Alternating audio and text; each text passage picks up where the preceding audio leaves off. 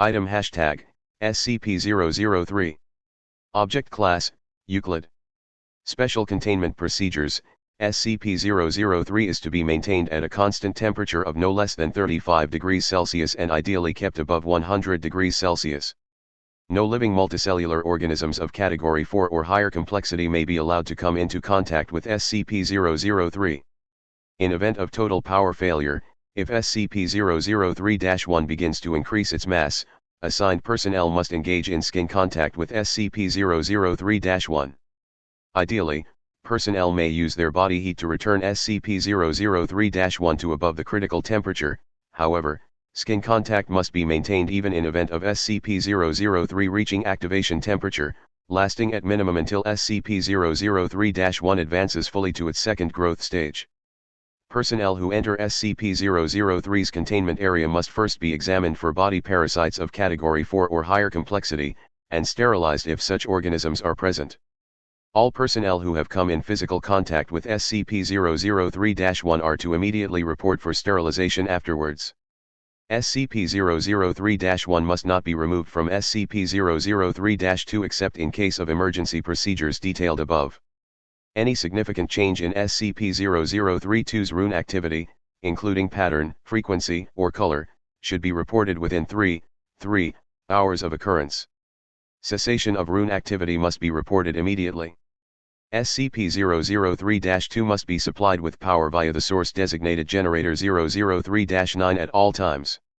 Description: SCP-003 consists of two related components of separate origin, referred to as SCP-003-1 and SCP-003-2. SCP-003-1 appears to be composed of chitin, hair, and nails of unknown biology, arranged in a configuration similar to that of a computer motherboard. Testing reveals SCP-003-1 to predate earliest known circuit boards by a factor of thousands of years. SCP-003-1 is considered sentient but not actively dangerous except under certain conditions. SCP-003-1 was found on a stone tablet, SCP-003-2, on which it currently resides. The runes on SCP-003-2 are not part of any known language, and emit pale, flickering light patterns. SCP-003-2 is controlled by a non-biological, internal computer, the contents of which are mostly inaccessible without risk of damaging SCP-003-2. SCP-003-2 is capable of controlled emissions of radiation, including heat, light, and anomalous radiation types. SCP-003-2 contains an internal power source of an anomalous nature, which appears to have been losing power since several centuries before discovery. It is considered probable that SCP-003-2 was created for the purpose of containing SCP-003-1. Partially interpreted data recovered from SCP-003-2 may refer to a past and/or potential future LK-class restructuring event caused by SCP-003-1. SCP-003 was located by Remote Viewing Team SRV-04 Beta. It appears possible that SRV-04 Beta was deliberately contacted by SCP-003-2. Other organizations have also been alerted to SCP-003's existence, possibly by similar means. Despite this activity, SCP-003-2 does not appear to be sentient, based on its lack of reaction to M03 Gloria analysis and procedures. When SCP-003 drops below the temperature of 35 degrees Celsius, both components react. First, SCP-003-1 enters a growth state characterized by an exponential increase in mass. This growth state consists of two stages. In both stages, SCP-003-1 partially fuels its growth by converting matter around it, starting with any surrounding inorganic material, including atmospheric elements, then non-living organic material, including cells of dead skin, hair, chitin, enamel, keratin, and other biological materials. The first stage is always the same. SCP-003-1 will first increase its mass, then take a form similar in shape to an ophiuroid, brittle star, of 15 meters in diameter, including what appears to be a central processor of 3 meters in diameter. It will form sensory organs that appear to scan its surrounding environment, and will partially convert the area around it to an unidentified anomalous substance. SCP-003-2 seems immune from conversion. The second stage describes a growth alteration which occurs when SCP-003 comes into contact with living organic material. SCP-003 appears to template itself off of the organic material, and will attempt communication with organisms that match its initial template or templates. In its second stage, SCP-003-1 may pause, slow or change its growth, and will also convert inorganic and non-living organic elements into functionally similar structures while anomalously altering their physical makeup. While growth is consistent in the first stage, in the second stage SCP-003-1's growth rate is diminished by 20 to 90% so long as SCP-003-1 remains in contact with living organic material. The percentage is determined by the complexity of the organism, S, in contact with SCP-003-1. SCP-003-1 appears to devote a large amount of processing power to analysis of living organic material.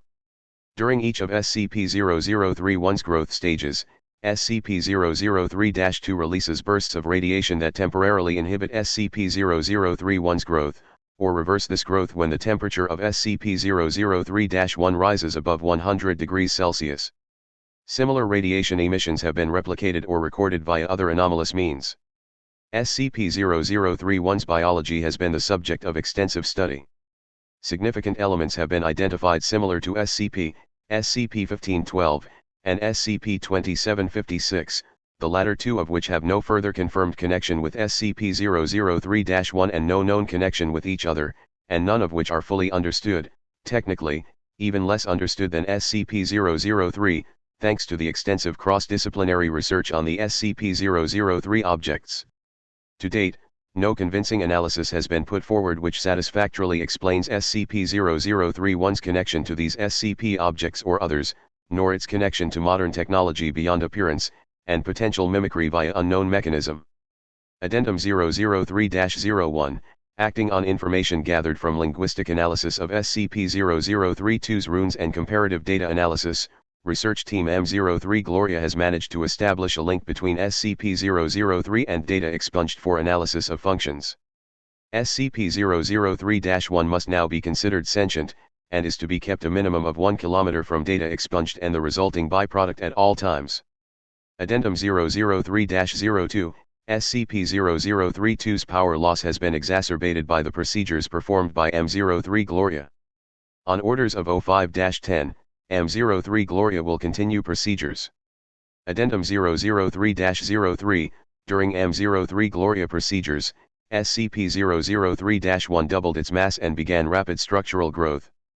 Temperature was immediately returned to 100 degrees Celsius. Growth and mass increase of SCP-003-1 continued for 9 minutes and 6 seconds, at which time a sustained radiation spike was produced by SCP-003-2. In response, SCP-003-1 returned to its normal state in 3 minutes and 39 seconds. New growth dissolved into a dusty residue which was collected for analysis. Both SCP-003-1 and SCP-003-2 ceased all detectable activity. SCP-003-2 did not resume activity until connected to external power source. SCP-003-2's runes glowed uniformly gray and did not resume normal activity for 3 hours. SCP-003-2 no longer appears to be able to maintain containment area at a temperature above 35 degrees Celsius without external power supplied by generators 003-3 through 9. Addendum 003-04, the procedure detailed in Addendum 003-03 was repeated, and SCP-003-1 again entered a growth state. After 10 minutes and 13 seconds, SCP-003-2 once again produced a sustained radiation spike. SCP-003-1's growth stopped for 36 seconds, then resumed at its previous pace.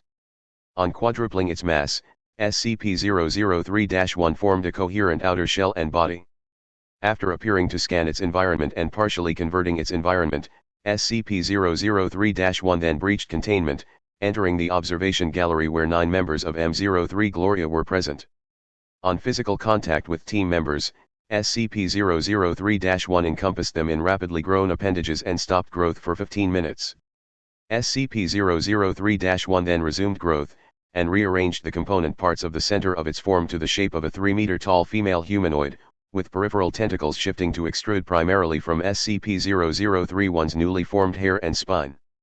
SCP-003-1 then produced rudimentary vocalizations in an apparent initial attempt to communicate with researchers. Data expunged. An unknown individual approached the compromised containment area in company of a full squad of agents. The individual claimed to be acting on orders of O5-10 and attempted communication with SCP-003-1. Data expunged. Following this incident, Agent Jackson of M03 Gloria successfully restored power to SCP-003-2 and activated backup generators to return the temperature to 100 degrees Celsius. SCP-003-1 returned to its normal state in 21 minutes and 7 seconds, and was successfully recontained without incident. All 9 members of M03 Gloria affected by SCP-003-1 were afterwards found to be physically unharmed, with no residual effects besides psychological trauma. The converted materials of SCP-003's former containment area did not dissolve and are now under analysis. Addendum 003-05, in light of the previous incident, O5-10 was removed from the O5 Council by joint decision of O5, O5, and O5. M03 Gloria procedures have been indefinitely suspended. Special Access Program M03 Gloria. Transcript of Incident Report 821B Cycle 8. For dissemination to O5 Command and Staff. Interviewers, and present, O5-2, O5-5, O5-7, O5-10, and Staff. Interviewed, Dr. Tilda David Moose, M03 Gloria Lead. Excerpt 35A. She tried to talk to us. We all heard her voice in our heads, in a sort of half-language we couldn't fully understand. Some of the others passed out immediately. I lasted a little longer, but it wasn't because of mental fortitude. It's just that she was trying to tell us different things. She showed Jones a replay of all the memories of everything Jones ever felt anything about. All over the course of a few minutes. She ripped 3 of the researchers apart and put them back together unharmed. She doesn't understand human emotion, or pain. Or very much about how we experience the world. Yes, I would say the containment procedures are necessary. Listen, she wants to remake the world into a paradise.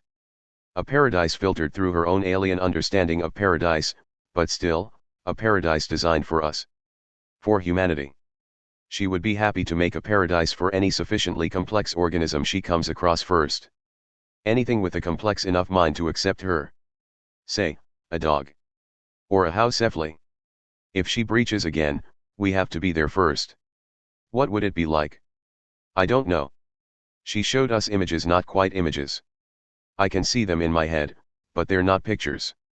The closest thing I can think of is what you see when you close your eyes suddenly and tightly, but brighter and more complex. The images had metallic sounds associated with them, and sensory details that we don't have the words or concepts to describe. The whole effect felt like words of some kind. I believe she wanted to see what we could understand, so she could understand us. She didn't have time to finish analyzing us. I don't know what would have happened if she had. End of file.